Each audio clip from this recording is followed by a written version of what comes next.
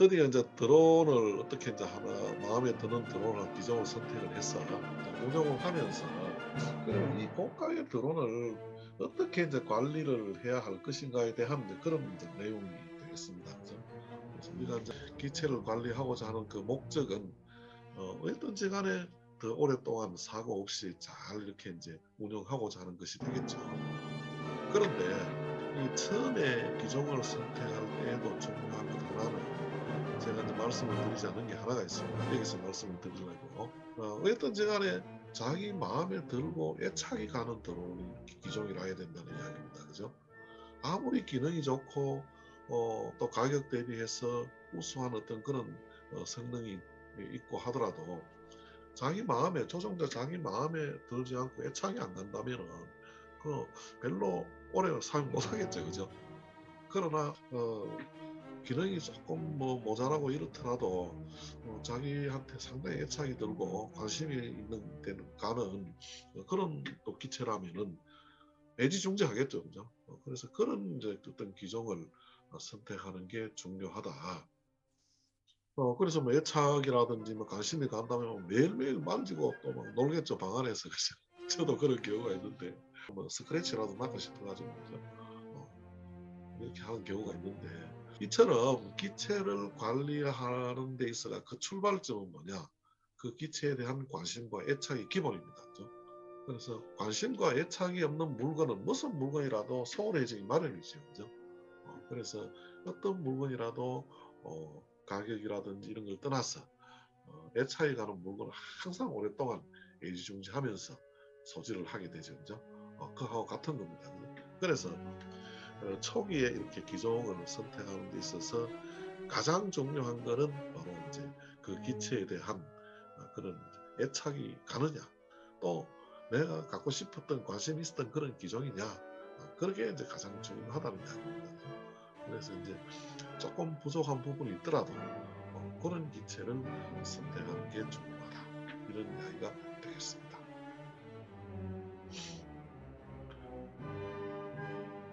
그래서 이제 이런 이제 관심이 아주 이제 있는 그런 애착을 가지고 있는 그런 기체들은 뭐 시키지 않아도 한번 날리고 나면은 그죠.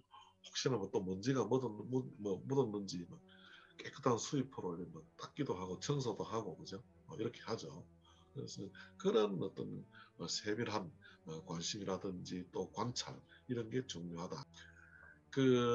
저는 어느 날 이제 하루는 퇴근을 하고 한참 드론에 정신이 팔렸을 때겠죠, 그죠?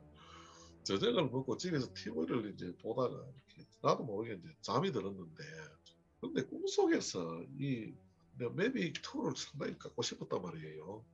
그래서 그걸 이제 산 지가 이제 며칠 정도밖에 안 지냈는데 꿈에서 그걸 타고 마을 뒷산에 항상 날리던 그 산 그 정상에서 이 드론을 타고 막 온 전시에 다 날아다니는 거예요. 그래서 얼마나 그 꿈속에서 꿈이었지만 얼마나 즐겁고 또 그 드론을 타고 날아다니면서 그 봤던 그 경치가 얼마나 그 참 좋았는지 저도 모르게 이제 뭐 탄성을 지르고 했겠죠.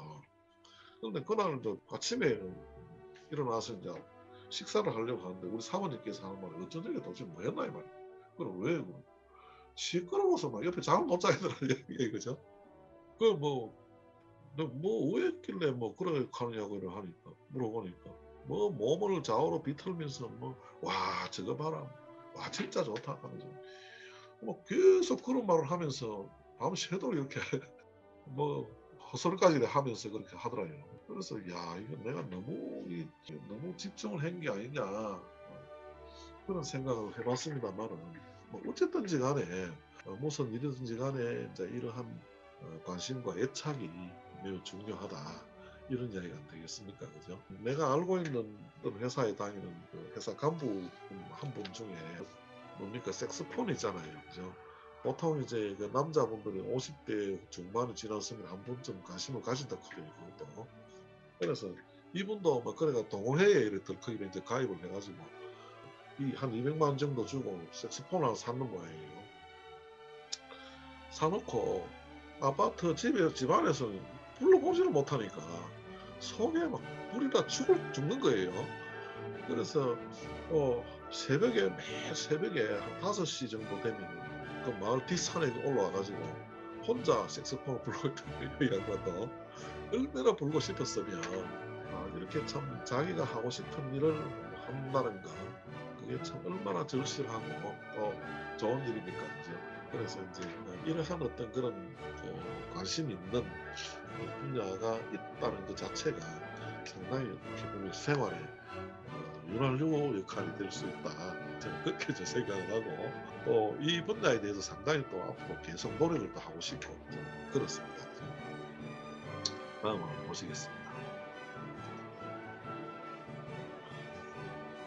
그리고 특히 이제 또 이 외관을 점검을 할 때에 특히 기체는 이제 외관 외형을 상당히 좀 많이 이렇게 이제 관심을 좀 가지셔야 됩니다. 실질적으로 뭐 안에 센스라든지 이런 부분은 고장이 나더라도 우리가 개인적으로 수리하기는 어렵습니다. 그죠? 그런 부분들은 바로바로 AS 센터에 바로 해갖고 내가 수리를 하도록 하고 그 외에 이제 외관상 어떤 문제가 있는지 없는지 뭐 날개가 가장 회전이 심한 날개 부분도 관심을 많이 가져야 됩니다. 날개가 혹시 이제 깨진 데가 있는지 또 어떻게 하다가 또 뭐 이렇게 좀 형태가 좀 변한 어떤 것은 없는지 이런 걸 세세하게 잘 살펴야 됩니다. 특히 이제 회전을 하면서 양력을 발생시키는 장치가 바로 날개다 보니까 이 날개에 문제가 있을 때는 비행에 바로 이제 문제가 생겨나게 됩니다. 그죠? 그래서 날개에 특히 이제 신경을 좀 많이 써주시고 그 다음에 이제 여러분들도 이제 아시는 바와 같이 날개에는 두 가지 종류가 있죠. 그죠? 1번과 3번 날개, 2번과 4번 날개 이렇게 두 가지 종류가 있죠. 그죠? 그래서 이제 2번과 4번 날개는 반시계 방향으로 반시계 방향으로 회전하죠. 1번과 3번 날개는 시계 방향으로 회전을 하게 되고 그죠? 그래서 이제 이 두 종류를 잘 구별을 해서 드론에 보면은 이제 뭐 까만 점이 있다든지 날개에 까만 점이 있고 또 모터에 까만 점이 있고 이렇게 이제 장착하되 표시가 다 되어 있습니다. 이 DJI 제품 고려되어 있고 페로세 거는 이미 날개가 고정되어 있습니다. 드라이브를 이렇게 나사로 피스 딱 조아놨습니다. 뺐다 박았다 못하도록 그런 경우는 좀 뭐 예외가 되겠습니다만 DJI 제품은 대부분 다 날개를 갖다가 보관을 할 때는 뗐다가 비행을 할 때는 다시 또 장착을 해야 되고 뭐 이런 경우가 대부분입니다. 그렇기 때문에 날개를 또 뒤바꿔가 뭐 장착을 할 수는 없습니다. 아예 삽입이 안 되니까.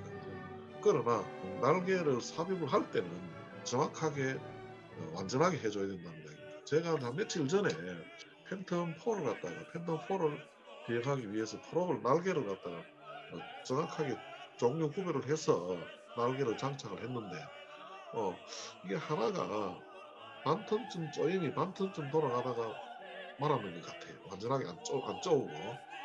그런데 이게 시동을 걸고 한 20cm 이상 한 30cm쯤 올라가다가 날개 하나 빠져가지고 휙 날아가 버리는 거예요. 당하잖아요. 그죠? 날개 하나가 빠져가 휙 날아가니까 바로 뭡니까? 드론을 확 널찍이 추락하는 거예요. 그죠?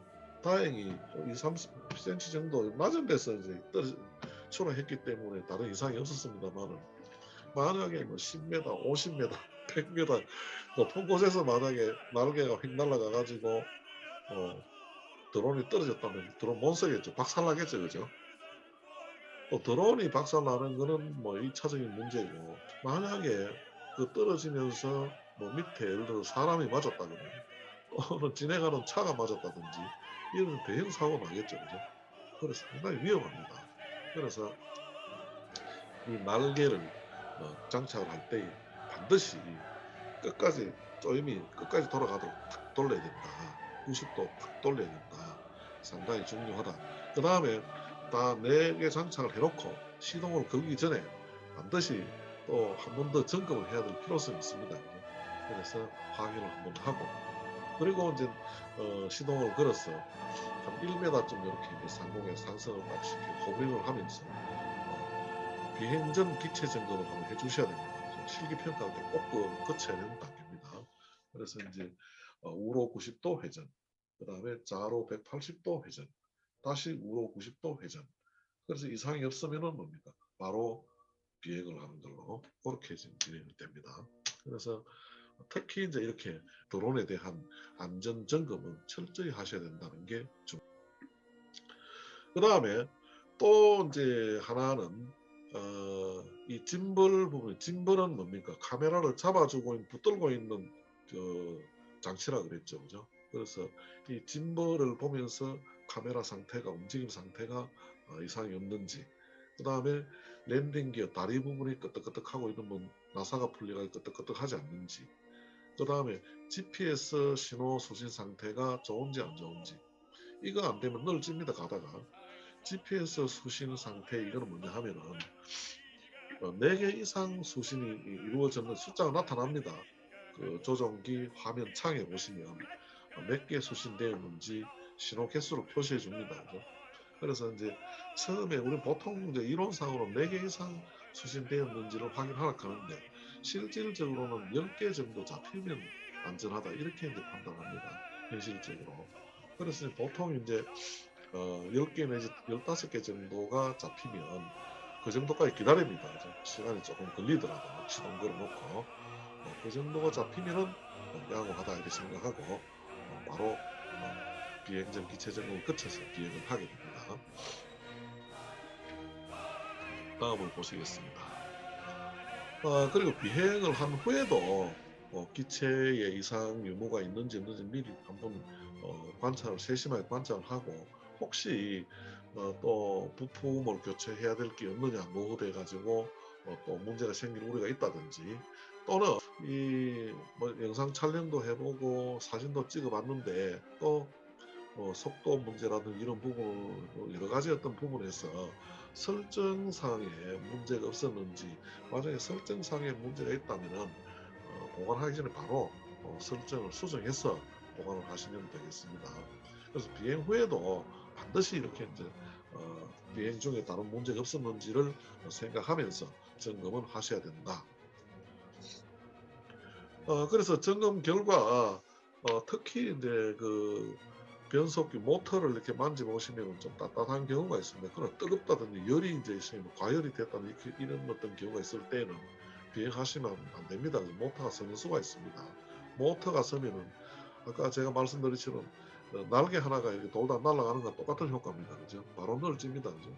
그래서 그럴 때에는 절대 비행을 하시지 말고 바로 AS 센터에 보내가지고 수리를 한 후에, 모터를 교체한 후에 비행을 하시도록 그렇게 해야 됩니다. 그리고 또 하나 중요한 거는 기체를 이제 드론을 비행하는 도중에 조종기 화면에 보면은 뭐 여러 가지 어떤 그 기체 상태에 대한 문제가 있을 때는 멘트를 문자로 띄워줍니다. 그죠? 뭐 어떤 부분에 뭐 조종기 간섭이 심합니다. 뭐 어떤 부분은 뭔가 어떻습니다. 근데 이게 우리나라 말로 이렇게 문자를 띄워주면은 이해가 되고 이제 대처가 되는데, 영어로 막 띄워준단 말입니다. 영어를 잘 모르다 보니까 무시하고 막 날리는 경우가 있습니다. 그죠? 그래서 그런 경우에는 자칫 다른 사고로 이어질 우려도 있다. 그래서 그런 문자나 메시지가 계속 2번, 3번 반복에 뜰 때는 반드시 착륙을 해서 그 문자 내용이 어떤 내용인지를 해석을 해보고 그 다음에 대처를 한 후에 비행을 하도록 그렇게 돼야 되겠습니다. 아시겠죠? 다음 보시겠습니다. 이거는 이제 참고로 지난번에 그 실기 평가할 때의 비행 전 또는 비행 후 기체 점검 절차 내용이 되겠습니다. 그죠? 그래서 이 참고로 제가 한 번 더 말씀을 드리면, 그만큼 기체를 갖다 점검하는 절차가 중요하다, 점검이 중요하다는 어떤 그런 의미가 되겠습니다.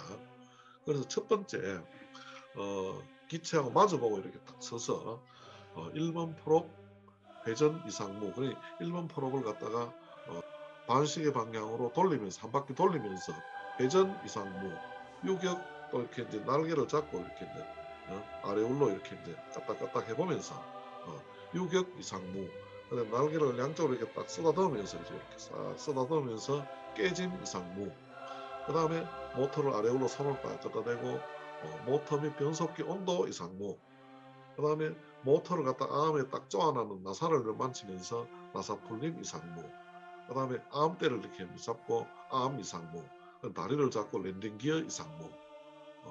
요게 모터 한 개고 한 분야를 점검하는 절차가 되겠습니다. 그래서 이제 2번, 3번, 4번 이렇게 똑같은 어떤 방식으로 순서대로 이렇게 이제 점검을 하시면 되겠습니다.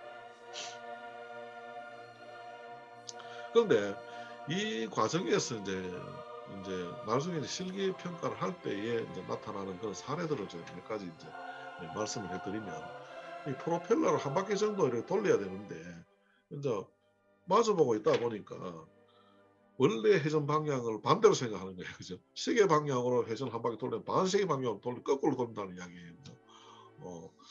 그 다음에 점검 순서가 또 맞지 않는다는 거, 뭐 변속기 온도 이상무, 나사풀림 이상무 이래 가야 되는데 어째 하다 보니 나사풀림 이상무, 그 다음에 또 모터 및 변속기 온도 이상무, 순서가 뭐 틀린다든지, 또 그 다음에 말을 또 계속 뜨듬뜨듬 이렇게 물 흐르듯이 자연스럽게 하지 않고 뜨듬뜨듬하게 이렇게 망설이듯이 이렇게 한다든지, 이런 경우에 그 다음에 또 보면은 1번부터 분명히 1번, 2번, 3번, 4번 모터 순서 잘 알다가도 시험 보는 하필 그때 뭐 거꾸로 하는 거예요. 그죠? 2번을 1번으로 생각하고 뭐 거꾸로 시작하는 거예요. 이런 경우는 이제 감점 요인이 될 수 있습니다. 그죠? 그래서 이제 이렇게 이제 긴장하다 보면 이제 그런 경우가 많이 발생되는데, 그래서 이제 어떤 경우에라도 비행을 하더라도 긴장을 하지 않는 어떤 그런 자신 있는 자세와 태도가 중요하다, 이런 이야기가 되겠습니다.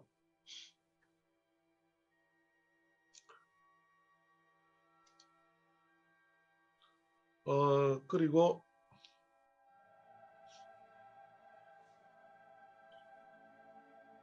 기체 검사의 목적은 이제 이런 부분들을 참고를 하시면 되겠습니다. 목적은 우리가 뭐 안전을 확보하기 위해서 하는 거 아니겠습니까? 그죠? 하고, 그 다음에 검사 방법은 우리가 뭐 유관 검사, 정밀 검사 뭐 이렇게 하는데, 우리가 대체적으로 할 수 있는 유관 검사에 해당됩니다. 그죠? 그러나 정밀 검사는 어느 정도 이제 드론에 대한 어떤 뭐 전문 지식이 좀 있고 경험이 많은 사람들이 어떤 뭐 진짜 측정할 수 있는 센서 측정한 장비도 있고 검사할 수 있는 장비가 보유되어 있을 때 이제 하면서 해보는 거겠죠. 그죠? 우리하고는 조금 거리가 있는 그런 부분은 되겠죠. 그럼 주로 이제 유관을 통해서 부서진 데가 없느냐, 잘 안 돌아간 데가 없느냐, 뻑뻑한 데가 있느냐, 이렇게 이제 판단하는 그런 경우가 되겠습니다. 그 다음에 기체 부식 방지 이 부분은 우리가 한번 생각을 해볼 어떤 필요성이 있는 부분이 되겠습니다. 그죠?